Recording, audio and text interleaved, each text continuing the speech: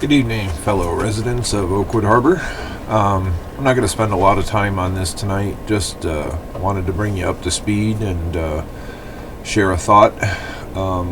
This was sent to me tonight from a owner, and I'm not even going to get into individualism or who said what or whatever. I mean, it's plain right there on the screen in front of your face like everything else I've presented to you. What I do want to address is this particular statement. You can read it for yourself there, but it talks about a lie being told over and over again. And you begin to believe the truth. The truth shall set you free. And that's true. But I hope my friends know me well enough not to believe the lies and consider the source of the lies. Each and every video that I put out, I have put slides up so that you can see the proof for yourself and make your own decision. This has nothing to do with any particular individual. It has to do with the complete mindset of the Board of Trustees altogether. Obviously, every Board of Trustees has a leader, and there's been some minute focus on that particular person, but I really have nothing against that person, just some of the dealings that have gone on, and we'll leave it at that. Now, again, as I have told you, I've put up slides. I spent countless hours acquiring information and pouring through that information on my own time. These booklets here are filled with financial reports, minutes of the meeting. These notepads here are filled with minutes of the meeting and budgets. And this is just one. And the same thing applies here. This is also filled with minutes of the meeting and budgets, as well as some original documents, such as the 1983 covenants as they originally were posted. I'm going to keep this one out because there's an interesting piece of the puzzle I want to include in there, and we'll close this since, again, I'm just protecting my own reputation, I suppose, if you want to put it that way. Like I said, I've shown you all the documents. I've got all the documents. Here's a copy of RETA, which is the Real Estate and Development Act that I've been quoting from, HB 1668, and all of these documents are available on the website, as well as have been posted here.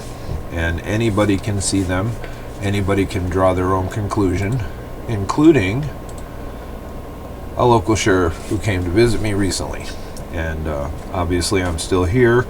I spent about 45 minutes to an hour explaining my side of the story and presenting the evidence as I have found it, if you want to call it evidence or proof of my claims. And that particular sheriff was very kind. He was very knowledgeable, and he didn't make any promises, but the information is in his hands now, and let's hope that it goes wherever it goes. I mean, I'm not out for any particular person.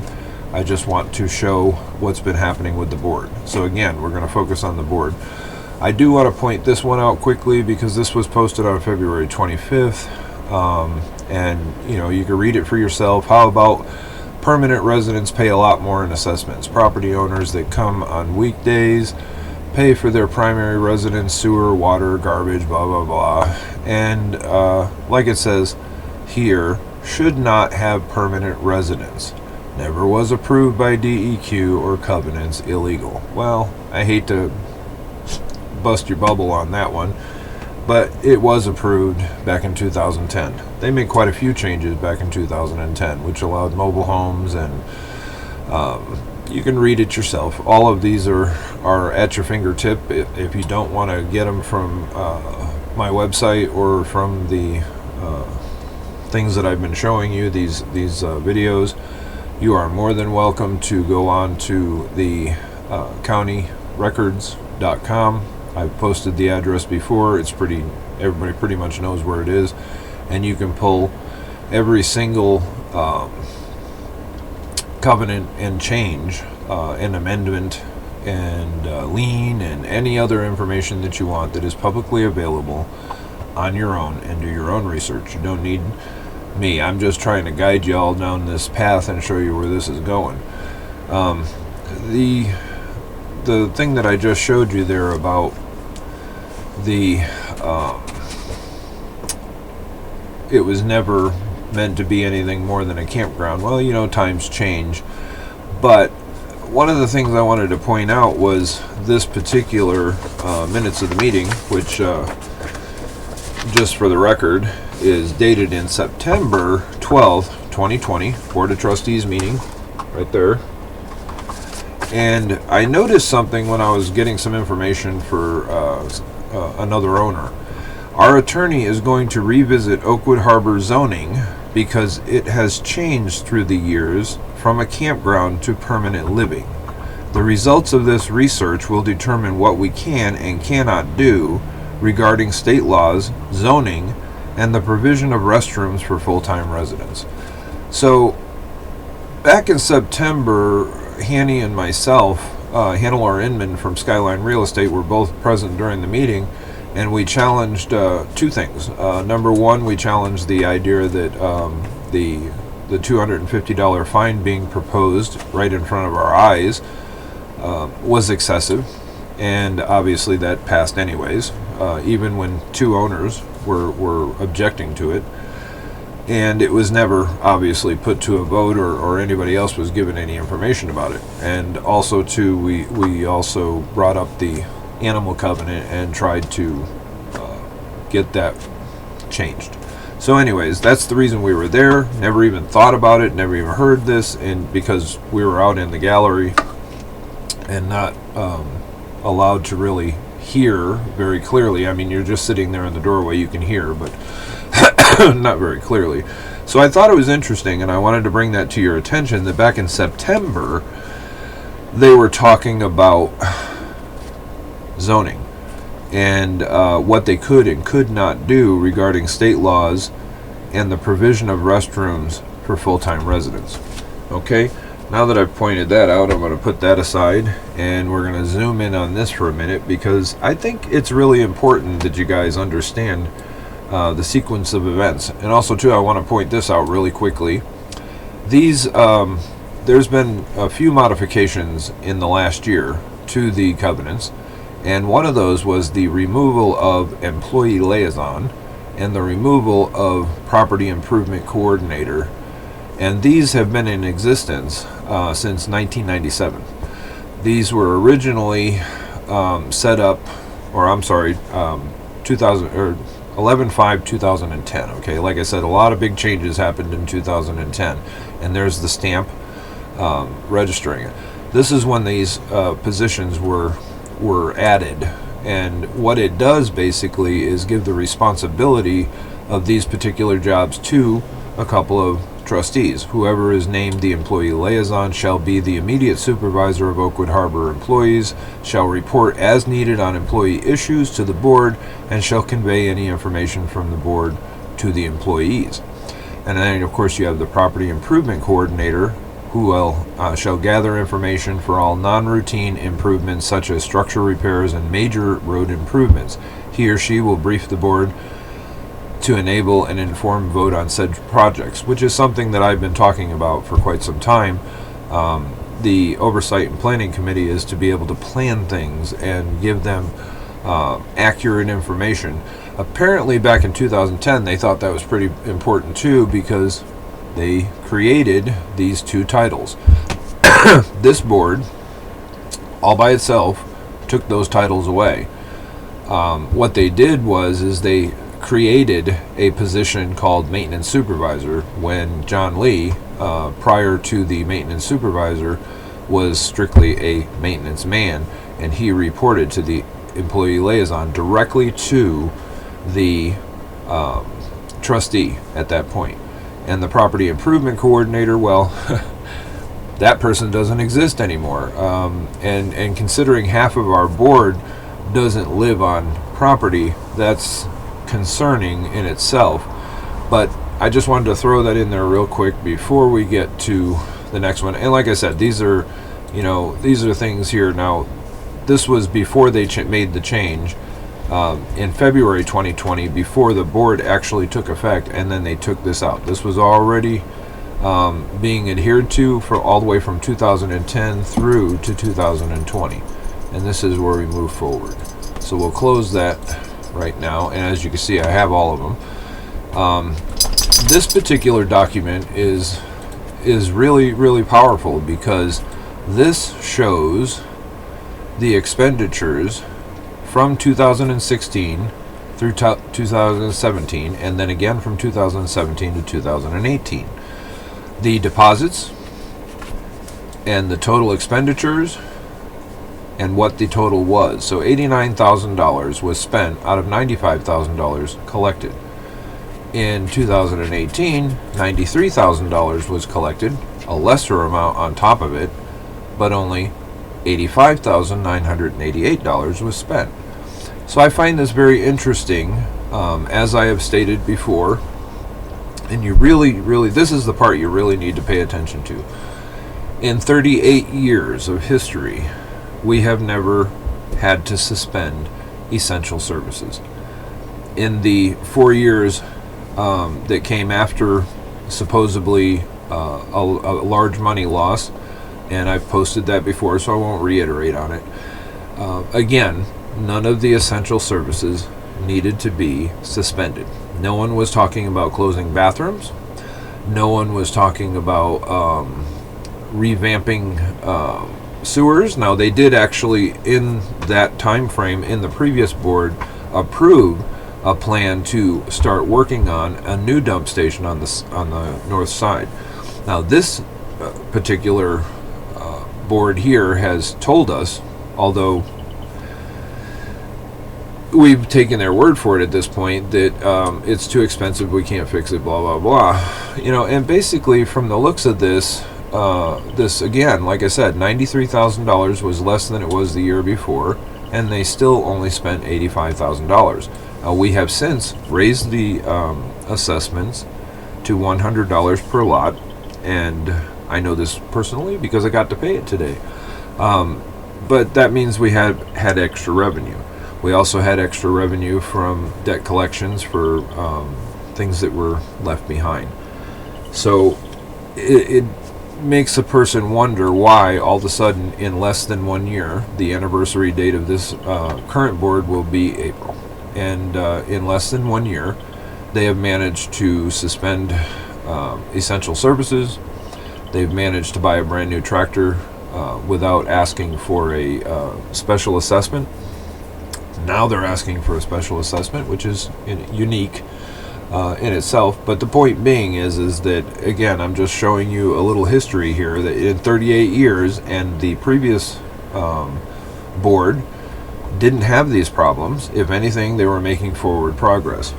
And also, too, I wanted to point out that the trustees are obligated at all times to exercise his rights for the sole benefit of the lot purchasers and lot owners.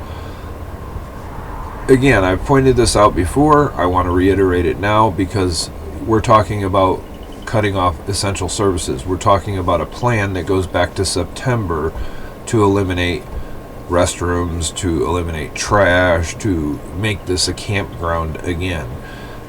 Which obviously can't be done because all of the covenants have to run together, meaning that anything that's already here is going to be grandfathered in anyways. Even if you did say you wanted to be a campground, it couldn't happen because they have to all match. The covenants have to match on all the properties throughout the entire subdivision. And again, this is, my opinion. I'm not a legal expert. I never have claimed to be. You make your own decision on what's going on, and if the trustees, in the entirety, not just one individual, the trustees have at all time exercised their powers for the sole benefit of the lot purchasers and lot owners. I don't see that. I see that as a failure, actually, because they have not been able to keep the same budget that previous boards throughout the years have been able to do, and in particular the last board, because the last board had a good balance going, everything was working. Oakwood Harbor's had its problems, but on the other hand, they always managed to get by. And so with the raise and with extra money coming in, and with crazy purchases, I can understand why they're short. But on the other hand, again, it's up to you to decide, or take it to a lawyer on your own. I have been talking to Attorney Ferguson in town, and I've got a call into him as far as this meeting is concerned. But I wanted to bring that to your attention, and also I want to bring this to your attention, is that, as I stated on the website, or on the group today, you have the right to vote by proxy. So if you can't make it to the meeting, then by all means, if you've got a son or a daughter, brother, sister, or whatnot that can cover for you, definitely go down, get a notarized statement giving them the authority to vote on your behalf, because this is important. Again, I'll close that one, and now I'm just going to make a suggestion. We need to try and keep this simple, okay? And one of the things that has been told to me over and over and over again is that we follow Robert's Rules of Order. Well, I've got both editions, the corporate edition and the simplified edition. Now, there is by no stretch of the imagination are we a corporate board. We are a non-profit entity, but we are not a major corporation. So even though what I'm going to tell you, you can read it for yourselves in these books, is almost identical, this is important information that you need to know. How do you get to speak at a meeting? In order to make a motion or to speak in a debate, to use the same procedure, you stand up immediately after the previous speaker has finished and call out Madam President, Mr. Chairman, or whatever the title may be. The chair designates you as the next speaker or recognizes you, normally by calling out your name or your title, saying, for example, Mr. Jackson, the delegate from Clayton County, or something, simply, or sometimes simply nodding at you. When you are authorized to speak in this way, you have the floor. When finished, you sit down and thus yield the floor. Okay, so basically you have a moment there where you can stand up and say your piece. Now, we've been restricted to 2 minutes, and there's nothing in here in Robert's Rules of Order, and there's nothing in the covenants that say that they can restrict you on time. I can see making a reasonable effort to say you got 5 or 10 minutes, whatever, speak your piece, but there is no steadfast rule. And also, too, I want to point out that nowhere in the Declaration from 1983 to present is there an entrance or an entry made into the covenants, an amendment that states that we will follow Robert's Rules of Order. And for those of you who don't know, this is parliamentary law that was developed 100 years ago by a general from the British Army. So, if we wanted to go by the American way of thinking, we would probably be more likely or more inclined to go by state law. And again, the cute thing about this is most of this matches up along with the cute law, with Robert's Rules of Order. But since everybody keeps to be claiming all the time, this is what we go by, this is how we run the meeting, I do want to say that you have the right to make a motion. To make a motion, after obtaining the floor, you simply say, I move that, and then clearly describe the proposal. For example, I move that the tennis league establish a division open to juniors and seniors enrolled in the city schools. It's very important to say precisely what the words of the motion are to be. The group votes on the exact language, not on the vague idea. In the end, each motion has to be written down in the minutes. It is the secretary's job to copy the motions down accurately, not to come up with language he or she thinks is what the group or the movement meant. The chair can require the main motions to be submitted by mover in writing. In fact, it is a good practice to write out any motion you propose and make copies and give both the president and the secretary a Long or complex motions should always be written out and handed to the secretary. So basically, after you've made your motion, you immediately sit down. You wait until later to give your reasons for making the proposal. When one member, okay, and a member is defined by not only Robert's Rules of Order, but also too by the state, as a member of the association or a member or stockholder of the corporation. So, when a member has made a main motion, it must be seconded in order to be considered by the group, which is obviously the meeting. In an owner's meeting, just like as in a board meeting, the group would be the owners that are present or the board that is present. Since this is an owner's meeting, you do have the right to make a motion, and any other member can second that motion, and then it can be voted on. Again, this is not legal advice, not a lawyer, not a sheriff, but I am an owner who's sat and spent a lot of time reading this stuff, okay? So you have the opportunity at that point to do something. And what I'm going to recommend is to simplify it. If the board, the previous board, was very successful, then I'm going to suggest that you make a motion, or whoever gets an opportunity to, or every single owner that believes what I'm telling you, or feels in your heart that what I'm telling you is correct, should make a motion to disband the current board and to reinstate the previous board, and to reinstate them for reasons of they did the job. They balanced the budget. If a member of that board no longer wants to serve, or has passed away, or whatever the case may be, then the proper order should be anyone who's applied, and that should be last, because obviously there should be a fair way of moving up the ladder. So whoever was in the board, if they were a vice president and the president says, no way, I don't want nothing to do with it anymore, then put that person there. If the vice president doesn't, then it should move in that type of order. But then when it comes down to it, in order to replace the current board that is obviously not fiscally or financially responsible, and to replace them with the previous board would be very prudent at this point, because they were actually able to make forward progress with less money than has been coming in now. At that point, it just needs to be voted on, and they could finish the tenure of the board that is there right now, which is another 2 years, and then once they've gotten things in order, then we go back to square one and elect proper individuals.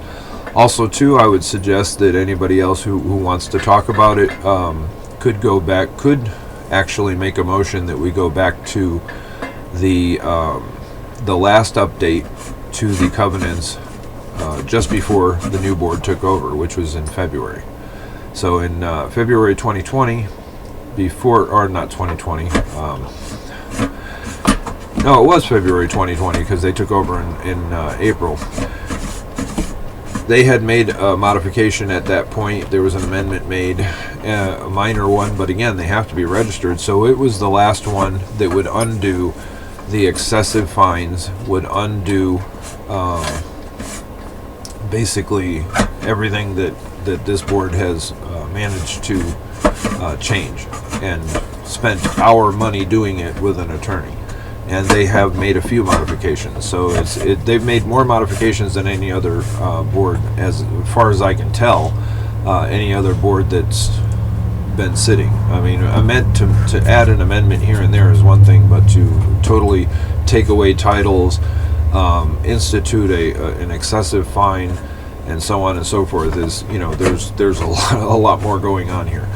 But that's my advice at this point. I think that if the current board was doing or the previous board was doing the job, then the numbers speak for themselves right there. Like I said, $95,000 in, $89,000 out, $93,000 in, and $85,000 out. So if they have more money to work with, and that might be a wise way to write your proposal, that maybe that the $100 stay in effect. You could say basically, I motion to remove the current board and replace them with the previous board, and repeal all actions of this board with the acceptance or with the exception of the recently changed assessments. That would leave it at $100 per lot. They'd have a little bit of extra to work with, because obviously they can do the job better and cheaper. And then of course at that point they would have something to work with to get back on their feet and to get all of the previous problems worked out.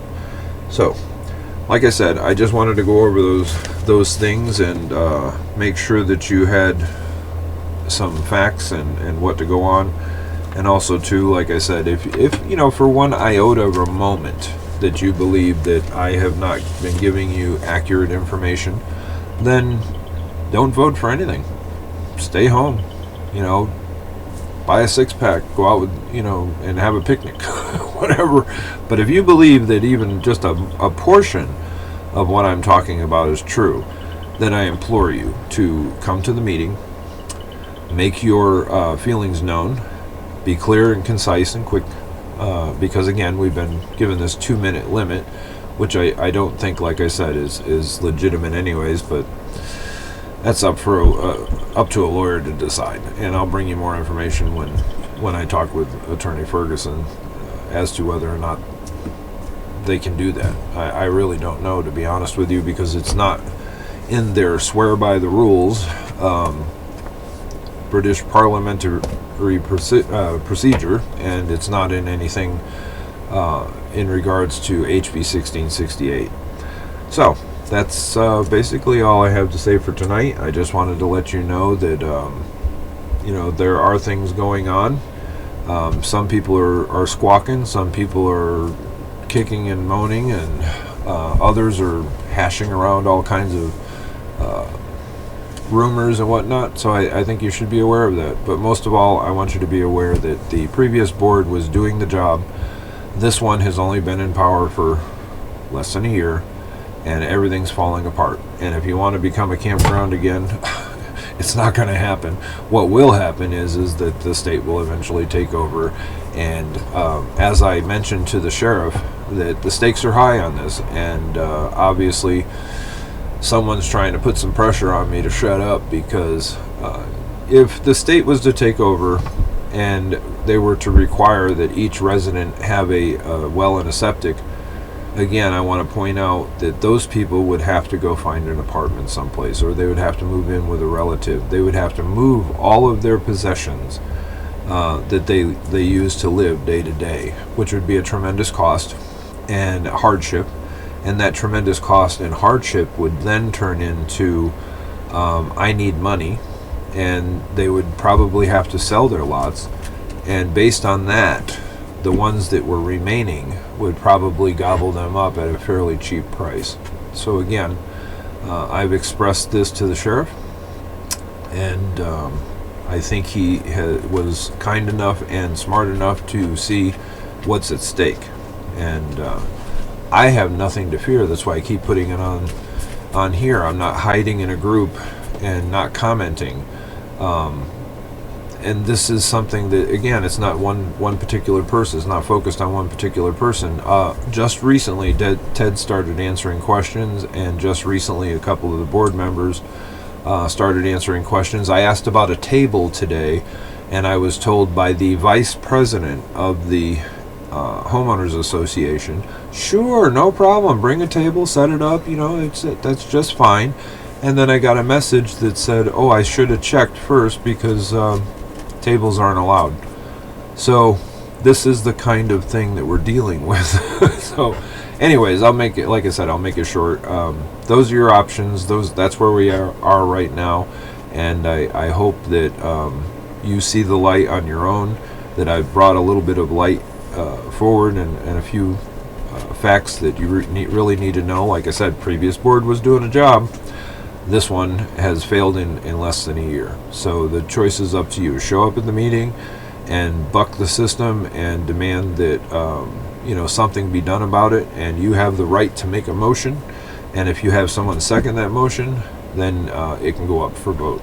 And again, it's not legal advice. It's just common sense. Anybody wants to read the book, I hear that Bob has about like 5 or 6 copies or something like that. This one's here if you want to visit and look at it yourself. Either way, you have a great night, and like I said, in the long run, I hope this really does something for everybody.